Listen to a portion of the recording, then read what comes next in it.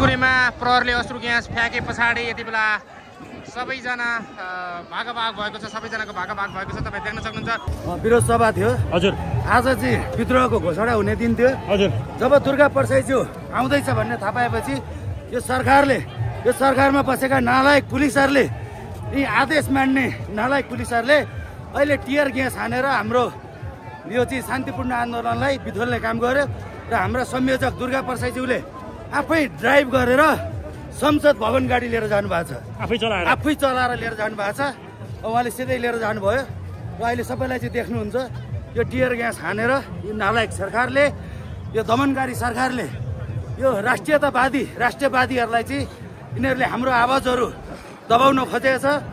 म अहिलेको आइजिपीलाई चुनौतीका साथ भन्न चाहन्छु, यिनका भक्ति थापाका सन्तान हो यो अहिलेको आइजिपी। र यसले पनि इतिहास कोर्ने एउटा सुनौलो अवसर यसलाई मिलेको थियो। यसले पनि राष्ट्र बचाउनमा सहयोग गर्छ भन्ने थियो। तर हाम्रो यो शान्तिपूर्ण आन्दोलनमा यिनीहरूले चाहिँ दमन गरेका छन्, टियर ग्यास फालेका छन्। अहिले देख्न सक्नुहुन्छ बुढाबुढी अशक्तहरू सबै हुनुहुन्थ्यो रोडमा। तर अहिले यिनीहरूको यो टियर ग्यासले गर्दा सास फेर्न नसक्ने अवस्था भयो। र अहिले कोही पनि भाग्ने अवस्था छैन। हामी यिनीहरूसँग सामना गर्छौँ। हामी यो व्यवस्था नफालुन्जेलसम्म लड्छौँ, हामी भाग्दैनौँ। तर यिनीहरू यो राज्य शक्ति हामीसँग नडराइकन लड्न चाहन्छ भने टियर ग्यास र गोलीसँग होइन, वर्दी खोलेर हामी जस्तो भएर आउनको लागि म अहिलेको आइजिपीलाई चुनौती दिन चाहन्छु।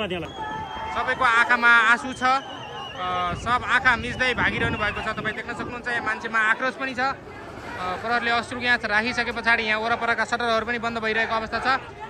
यहाँ विभिन्न किसिमका नारा लगाइरहेको अवस्था छ।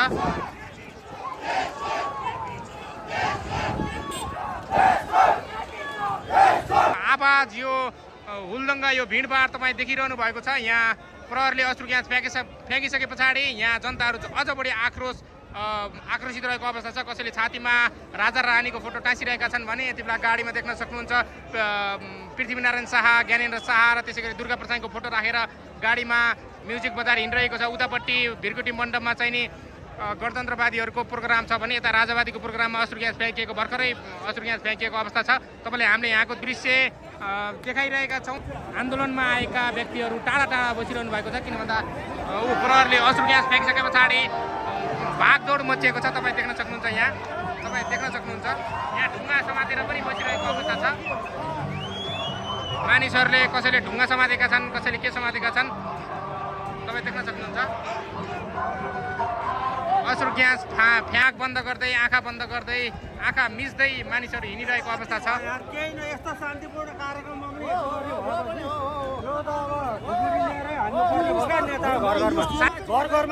शान्तिपूर्ण आन्दोलन भइरहेको थियो, प्रहरले अश्रु ग्यास फ्याँको। अब हतियार लिएर गएर घर घरमा हान्नु पर्छ। नेता घर आँखा पिरो भयो। छोराले टियर ग्यास हाल्यो, कार्यक्रम बिथल्न खोज्यो। यो भनेको जनताले कुनै बेला तपाईँलाई साथ दिएका थिए। अहिले तपाईँले गर्न नसकेको कारणले गर्दा जनता सडकमा उत्रिन बाध्य भएका हौ। तर कार्यक्रम यसरी बिथल्न हुन्थेन भन्ने मेरो व्यक्तिगत धारणा है। दर्शकवृन्द, पुरै भागाभाग भएको अवस्था छ। प्रहरले अश्रु ग्यास फ्याँकिसके पछाडि बिना कारण है कार्यक्रम स्थलमै फ्याँकियो। कि बाटो सडक बन्द भयो भनेर फ्याँकेको हो कि होइन? उक्साको है, झन् उक्सिए जनता, झन् उक्सिया छन्। हेर्नु होला नि के हुन्छ अब। तपाईँ देख्न सक्नुहुन्छ अश्रु ग्यासको प्रभाव कम भएसँगै फेरि युवाहरू कार्यक्रम स्थलतर्फ लागिरहेका छन्। यहाँ यो कार्यक्रमबाट भगाउनको लागि हो अथवा यो सडकमा भिडभाड भयो भनेर अश्रु ग्यास फ्याँकिएको थियो। तर फेरि पनि युवाहरू जागेर कार्यक्रम स्थलतर्फ आइरहेका छन्। तपाईँ देख्न सक्नुहुन्छ यहाँबाट तिनकुनेबाट कोटेश्वरतर्फ भागेका युवाहरू अथवा यी संस्था समर्थक व्यक्तिहरू यति बेला फेरि कार्यक्रम स्थलतर्फ आइरहेको अवस्था छ। तपाईँ देख्न सक्नुहुन्छ फेरि प्रहरले उताबाट अश्रु ग्यास फ्याँकिसकेको छ। अब यो यताउता भइराख्ने र यो कार्यक्रम चाहिँ दिनभरि नहुने जस्तो स्थिति यहाँ देखिन्छ। दर्शकवृन्द, फेरि देख्न सक्नुहुन्छ अश्रु ग्यास आइसके पछाडि फेरि युवाहरूको भागभाग भएको अवस्था छ।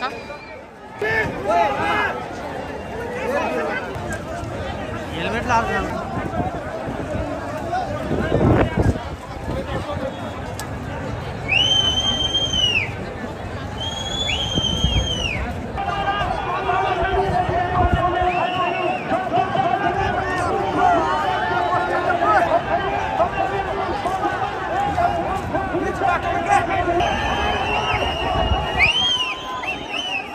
खुवाइरहेछ हजुरले मिडिया कर्मीहरूले पनि विचार गर्नु होला गुरु गोरक्षनाथले पृथ्वीनारायण शाहलाई दही खुवाएर विश्व विजयका लागि दही खुवाएको थियो र नेपाल एकीकरण भएको थियो त्यही सायद हामी अहिले गर्दैछौँ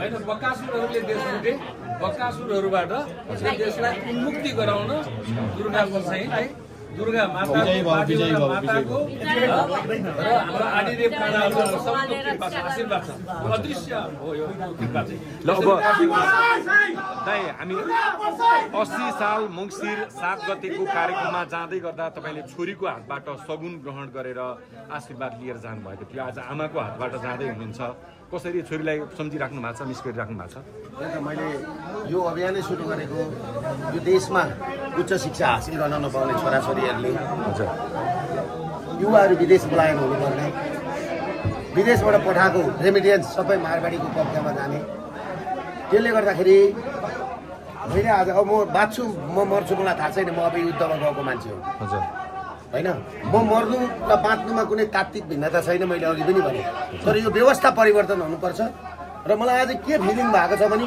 यो लडाइँ भनेको भारतमा निर्वाचन बसेर चाइनामा बसेर गरेको लडाइँ होइन यो लडाइँ भनेको अर्गानिक लडाइँ हो आमाको हातबाट आमाको आशीर्वाद 84-85 वर्षको आमाको हातबाट टिको लगाएर दही खाएर नेपाली नागरिकहरूलाई बचाउने यो जनविद्रोहको कार्यक्रम हो यसमा हामी अगाडि बढ्दैछौँ मलाई जहाँसम्म लाग्छ सबैजना सबै आमाहरूको आशीर्वाद लागोस् मेरो आमा एउटा प्रतिनिधि पात्र मात्रै हो सबै विदेशमा रहने छोराछोरीहरूको आमाको पनि मलाई आशीर्वाद लागोस् भन्न चाहन्छु र छिट्टै ती सबै छोराछोरीहरूलाई यही देशमा फर्केर काम गर्ने वातावरण यो व्यवस्था परिवर्तन भएपछि बनोस् भन्ने आशा र अभिलाषाका साथ म अघि बढेको छु म यसमा एउटा कुरा के भन्छु भने नेपाल प्रहरी खास गरेर नेपाल प्रहरीलाई हामी जाने बाटोहरू छोडिदिनुहोस् तपाईहरू फुलीको लागि जागिरको लागि नगर्नुहोस्